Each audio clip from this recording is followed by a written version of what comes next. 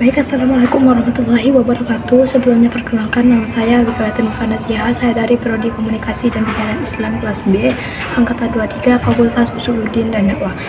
Saya di sini ingin menjelaskan kembali pada pertemuan ke-7 kemarin, yaitu tentang sumber hukum qiyas sebagai hujjah.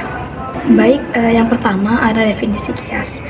Qiyas adalah proses penggunaan analogi dalam hukum Islam untuk menentukan hukum yang berlaku dalam situasi yang tidak ada ketentuan spesifik dalam Al-Quran dan hadis.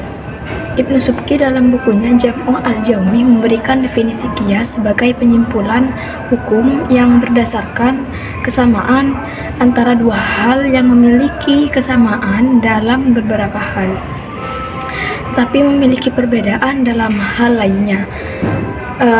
Yang kedua ada rukun-rukun qiyas. Rukun qiyas dan syarat-syaratnya adalah dasar yang sangat penting dalam penggunaan qiyas.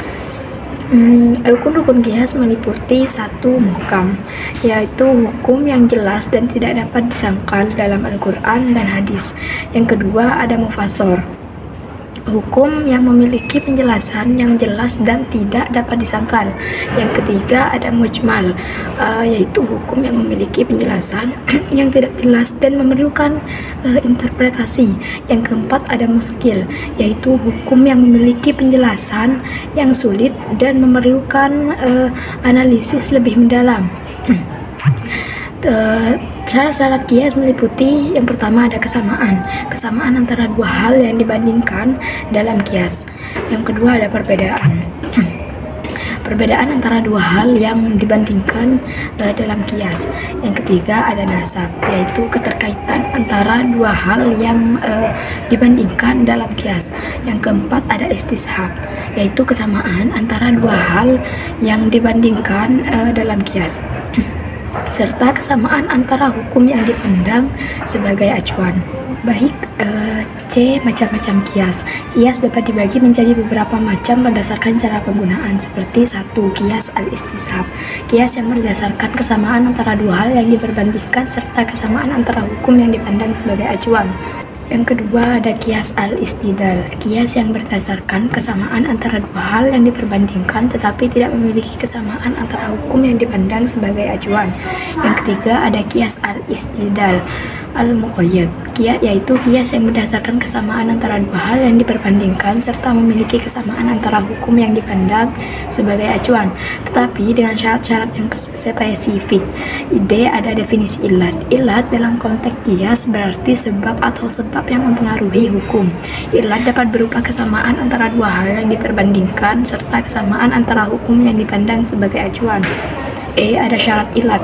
Syarat ilat meliputi 1. Kesamaan antara dua hal yang dibandingkan dalam ilat. Yang kedua ada perbedaan, yaitu perbedaan antara dua hal yang dibandingkan dalam ilat. Yang ketiga ada nasab, yaitu keterkaitan antara dua hal yang dibandingkan dalam ilat. F. Ada macam-macam ilat. Ilat dapat menjadi beberapa macam berdasarkan cara penggunaan, seperti 1. Yaitu ilat al-istishab, ilat yang berdasarkan kesamaan antara dua hal yang diperbandingkan serta kesamaan antara hukum yang dipandang sebagai acuan. Yang kedua ada ilat al-istidlal, yaitu ilat yang berdasarkan kesamaan antara dua hal yang diperbandingkan tetapi tidak memiliki kesamaan antara hukum yang dipandang sebagai acuan. Yang G. Ada penjelasan masalik al-illah. Masalik al-illah ini berarti jalan-jalan yang digunakan dalam menemukan ilat. Dalam penggunaan qiyas, masalik al-illah meliputi 1. Al-istishab, yaitu kesamaan antara dua hal yang dibandingkan serta kesamaan antara hukum yang dipandang sebagai acuan. Yang kedua ada istidlal, yaitu kesamaan antara dua hal yang diperbandingkan tetapi tidak memiliki kesamaan antara hukum yang dipandang sebagai acuan. Yang ketiga ada istidlal al-muqayyad, yaitu kesamaan antara dua hal yang diperbandingkan serta memiliki kesamaan antara hukum yang dipandang sebagai acuan tetapi dengan syarat-syarat yang spesifik. Mungkin itu saja dari saya, kurang lebihnya mohon maaf. Wassalamualaikum warahmatullahi wabarakatuh.